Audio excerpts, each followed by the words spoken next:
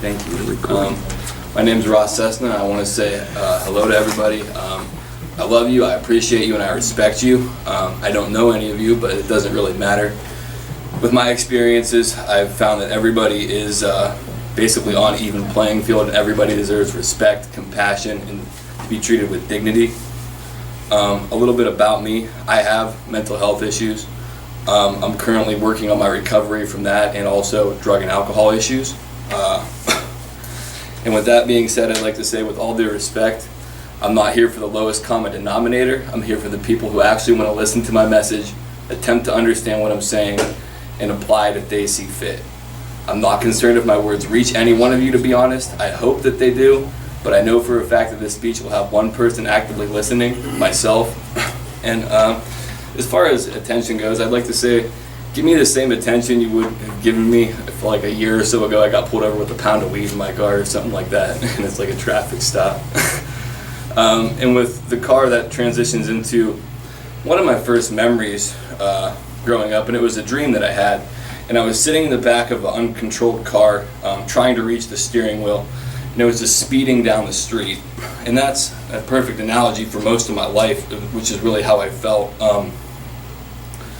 My childhood, I had a lot of physical things. I had parents that loved me. I had a good house. I had a good life for the most part.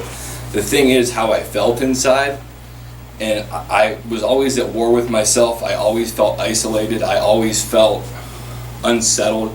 I never felt accepted anywhere. And I can recall having anxiety at a very early age when I would be like the day before school and I would think, am I going to fit in this year? Am I going to be able to make friends? Am I going to be able to connect with people? And my parents divorced, and that really propelled a lot of that thinking. Around summer of 5th grade, 6th grade, I got arrested for the first time for vandalism, and that was fueled by not being able to sleep and sneaking out. And that really set my tone for my experiences with police at an early age, because I was pulled out of my class in school and then put on probation in that situation, to where I don't understand why you would treat a child like that, where you would, not you specifically, but the officer at that time would treat a child like that and then basically shame them in front of his peers. And that whole disrespect really set the tone for a long time in my experiences with police. As I grew older and I actually started treating myself with some respect, and I started treating people with respect as well, the officers that were arresting me, I actually began being treated with respect myself. And that really showed me that respect is reciprocated in lots of ways. So when I was treated with respect, it's amazing how respectful I could be to people in those situations. And when I treated people with respect, it's amazing how respectful they could be to me. Like I said, my childhood was rough. I lived in many different states. I got a culinary arts degree around 2006 is when I left this area, and I went to live in Las Vegas. I got my first DUI out there. Leaving Las Vegas after a breakup with a girlfriend, I got a DWI on a suspended license with a warrant out for my arrest. So that went over really well. And then I had some interactions when I was homeless in Northern California after that. Pretty much everywhere I went, I've had interactions with the police. As I got older, they progressively got less severe. Out west, I was treated with a lot of respect and dignity. And out west is where my mental illness really became a lot more prevalent, I should say, or exposed. There was the issue, I was dating a lady, and her and I decided to stop drinking together. So we stopped drinking, and I wasn't on medication for a mental illness because I didn't really know that I had a mental illness, but I was still smoking a lot of weed at the time. And around that time, July of 2012 to be exact, I stopped sleeping, I stopped eating, I was smoking a bunch of weed to try to make myself sleep, and then eventually I started hearing sounds that weren't there. I started thinking things that were physically impossible, like the government was out to get me, that there was like these vampires, that there was aliens, all of these thoughts. And to be from a somewhat normal, I shouldn't use the word normal, to be relatively even keel most of my life and then have these experiences, I thought that there was something going on and the world was changing around me. At points I thought that I was God, I thought I was the devil, and I won't say that there wasn't some very beautiful experiences in that psychosis, but the majority of it was completely terrifying. And I had an interaction where I was picked up by the police, thankfully, for my own good, and it was a frightening experience, because as the police looked at each other and were talking about me in that situation, it looked like the forces of good and evil were switching between them with the shifts of their eyes. And it was a really surreal experience. I've never been a violent person, thankfully, and nothing happened with that. I was just taken to the psych ward. But the thing is, when you go to those experiences, I mean, they were kind of laughing at my situation, kind of poking fun at me. And then I went into the psych ward, and I came out of the psych ward, and I was trying to reintegrate back into society. And after you've been psychotic and you've been made fun of, and you realize that there's such a stigma associated with mental illness and with those experiences, it's relatively difficult to take pride in who you are, to take pride in what you feel, and all of those kind of things. Eventually, I ended up leaving California, moving back to this area with my mother, because I could no longer work because I was so embarrassed, I was so ashamed. The medication that they put me on left me zombified. Around that time, when I moved back, I stopped taking the medication. I started drinking and drugging again, started looking for work. I worked briefly. The stress associated with that, it completely rolled me over. So again, I stopped working. I started doing other drugs, and I had another experience with psychosis. And this psychosis, that time, lasted from approximately November of 2013 somewhere until the middle of 2014, and there was periods where I had some clarity, but a large deal of the time it was focused on things like thinking I was quite literally in hell, thinking that my soul was going to be extinguished for the things that I've done, thinking that my life was a reality TV show that celebrities were watching and poking fun of me. Just thinking that I was the worst human being on the planet. At one point I thought I was a physical embodiment of the devil. And I had interactions with police at those times as well, and they treated me with respect and dignity, and it's amazing how relaxed and calming I could be. Because the thing is, in situations like that, when people aren't thinking rationally, how you react also controls the reaction of the people. And if people are in a state where they're not thinking clearly, flight or fight mechanisms kick in relatively easily. And if they're not in control of the situation, it would be my opinion that the people that are of sound mind should be in control of the situation. So that progressed for a while, and where I was just completely out there. Eventually the psychosis pretty much is actually what got me better in lots of ways, which is odd to say, but basically I was thinking, I was in another DUI program because I had my third DUI, and it seemed like everybody at the program was demonic entities or things like that. And I'm not religious. I'm very spiritual, but not religious. But that's neither here nor there. But I basically felt like I needed to quit drinking, and those experiences with the psychosis were leading me to this path of sobriety. So eventually I did cut back on the drinking, which allowed the medication to work better, which allowed me to start getting involved in therapy, which allowed me to start doing the things that I needed to do to heal my mind, heal my soul.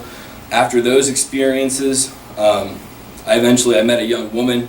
Her and I became good friends, and she was the first person outside of my group of people that I knew who couldn't really make time for me that really made me feel like a person again, because she listened to my story, she treated me with respect, and her and I were friends, became friends. Eventually there was a situation where my old behavior became apparent because I was still smoking weed even though I wasn't drinking, and I realized just how sick I still was. Because I was acting like a 13-year-old kid, which they say when you start using, you maintain that emotional age. And when I saw how that was without the the wool pulled over my eyes from the alcohol, I said, holy crap, I gotta change all this. Like, I can't live like this anymore. And the thing is, I had always wanted to help people and share my story, and so people never had to feel like I felt. And there was always this little nagging thought: would you do it would you quit smoking weed to do this? And I'd always be like, yeah, and then I'd go smoke the next bowl. And it's surreal, because as soon as I actually took getting clean serious, how many opportunities I've had to do exactly what I wanted to do, to progress my life the way that I want. My recovery now is, I go to 12-step meetings, I exercise every day, or almost every day, I don't want to lie. But I exercise very frequently, which before, I did 12-ounce curls lifting a beer, or like lifting the bong up, but that's about it. I pray almost every day. I meditate almost every day. I do yoga almost every day. I write almost every day. I'm very involved in my recovery. It's almost a full-time job in and of itself. And I think that there's this overlying understanding that people can't recover from mental illness or addiction. And I really disagree with that largely. I've been fortunate in my experiences to have a loving, supporting family who allowed me to play out my experiences, who realized that I was still in there, who didn't set me aside or look down upon me for my experiences, who still loved me after my experience, who still treated me like a human being after my experiences, and who didn't stigmatize me after my experiences. And that's priceless. I had the opportunity to heal, which a lot of people don't get, so I can express nothing but absolute gratitude for the people in my life. And with that, I'd like to close with a quote from a podcast host this is in response to something I wrote to him. Let's tell news stories.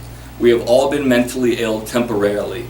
There is no permanent anything. Change is guaranteed. Maybe you had a mentally ill moment or moments where you were thinking bad thoughts. Who hasn't? Everyone has been mentally ill. Now you can be mentally healthy. And that's said by Brandon Beecham of the Positive Head podcast. With that, I'd like to thank you, and if anyone has any questions, I'd be happy to answer them. Yes, sir. Question. It's kind of on topic and kind of off topic, and it has a few parts, but you use marijuana, did you self-diagnose and self-medicate, and did it help you? I will say this, I did self-diagnose with that. I was self-medicating. I had been involved in rehab since I was 16 years old, so that's half of my life. I'm 32 now. I was in and out of different treatment programs for drug abuse. I will say that there was some helpful elements to it, but the converse side of that is this: because it wasn't a prescribed medication and I was using it at my own leisure, it became something to where I was abusing it. I will say that I believe that medical marijuana can be helpful to certain people, but for me specifically, I can't do it, because if I use it, I'm going to be sitting on the couch playing video games all day. I'm not going to have the courage to get up here and talk to you. I'm not going to have the energy to do the things that I need to do to succeed. I think that marijuana is subversively dangerous, which if you told me that I'd say this 3 months ago, I would think that you were high. But it's the reason it's subversively dangerous is because people don't assume, or they don't see the risks associated with it, because it's not like alcohol where you disconnect or you crash the car or you get violent on it. It makes people content with less than. It makes people apathetic.